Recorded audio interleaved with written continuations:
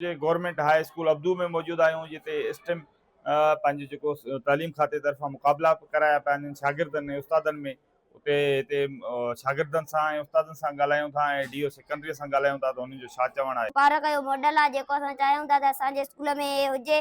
असां हिन में हे झूला आया आहिनि सर, क्लाइंबिंग नेट आई आहे सर, हेॾां माण्हू चढ़ी वञे त हेॾां लही अचे। उन खां पोइ सर असां हिन में स्विंग आयो आहे सर, उन खां पोइ मेरी गो राउंड आयो आहे सर, हिन ते वेही हे गोल फिरंदो। उन खां पोइ सर हे मंकी बार आयो आहे सर, हितां चढ़ी करे सर हिन जे हेठां ईंदासीं वरी हेॾां लही ईंदासीं। उन खां पोइ सर असां हिन में वण आया आहिनि जेके असांखे ऑक्सीजन खणण में मदद कंदा आहिनि। उन खां पोइ असां हिन में सर टेबल आई आहे सर, हिन ते त वेहंदासीं। ऐं उन खां पोइ वरी हीअ आई आहे सर, जेकॾहिं को थकिजी थो पए शाम में वेहणु चाहे त हिते वेही थो सघे। सर जो असांजे हिन शीशो न हूंदो लॻल त लाइट हिते लॻंदी तर असां आउट ऑफ लाइन थींदा। सर जो शीशो लॻल हूंदो त असांजी रिकवर थींदी, रिफ्लेक्टर थींदी। सर असां अक्सर करे ॾिसंदा आहियूं इंडिकेटर हेठां लॻल हूंदा आहिनि सर, असां इन करे मथां जीअं उनखे ख़बर पए का 3 व्हीलर गाॾी थी असांखे राति जो सोजरो कंदी आहे।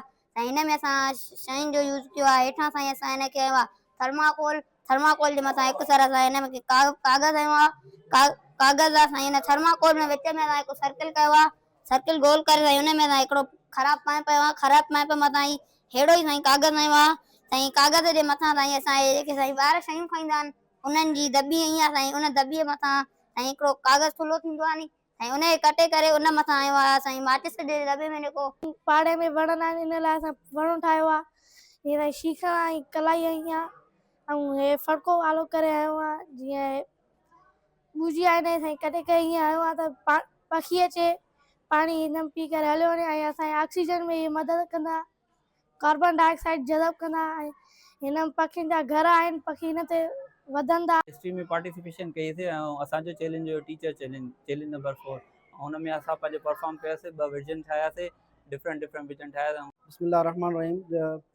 सर ये असांजे हाई स्कूल अब्दू जे अंदरि गवर्नमेंट ऑफ सिंध जे तरफ़ां हिकिड़ो प्रोग्राम मनत कयो वियो जंहिंजो नालो एसटी मुकानी तव्हांजी ज़िले शिकारपुर जो जेको आहे स्कूल राउंड हींअर हले पियो।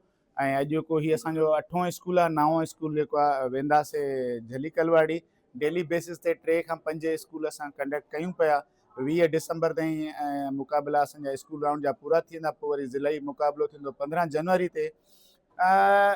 स्टीम जेको आहे स्टीम जे हवाले सां इहा VN आहे असांजे मिनिस्टर एजुकेशन जी, सेक्रेटरी एजुकेशन जनाब साईं ज़ाहिद अली अबाई साहिब जन जी, असांजा मिनिस्टर साईं सरदार अली शाह साहिब जन जा क्लियर डायरेक्शंस हुया त हर हिकु ॿार खे जेको आहे उनखे पढ़ाइण जो भरपूर मौक़ो ॾिनो वञे।